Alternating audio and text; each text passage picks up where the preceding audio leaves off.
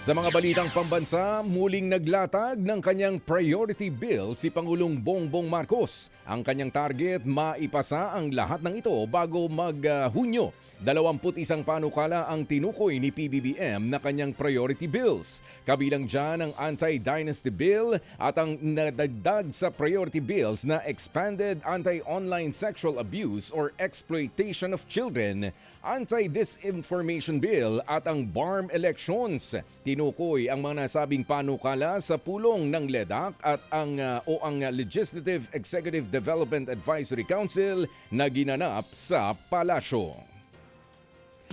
Muli namang binatikos ni Commodore J. Tariela ang pahayag ni Senator Rodante Marcoleta na dapat nang isuko ng Pilipinas ang Kalayaan Island Group sa West Philippine Sea.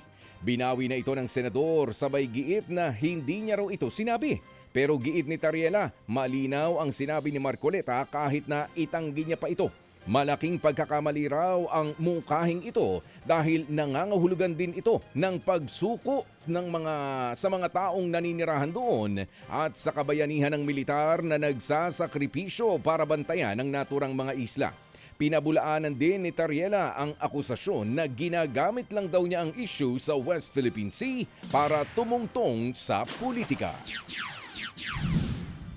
This is not something that I'm doing because I wanted to be popular, because I want to run for public office. Yan po ang tinig ni Coast Guard spokesperson Commodore J. Tariela.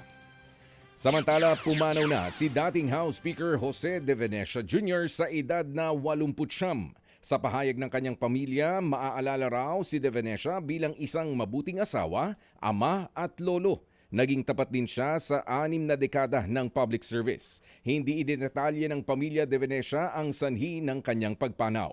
7 termino siya sa House of Representatives kung saan 5 beses siyang naging speaker. Nagpaabot din ng pakikiramay ang ilang senador at kongresista.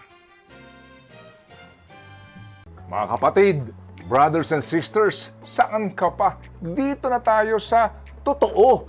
Dito na tayo sa True FM. Mga kapatid, mag-subscribe and follow po kayo sa social media accounts ng True Network PH. Yan po kami, hanapin nyo lang True Network PH, Facebook, Instagram, YouTube, TikTok, and podcast.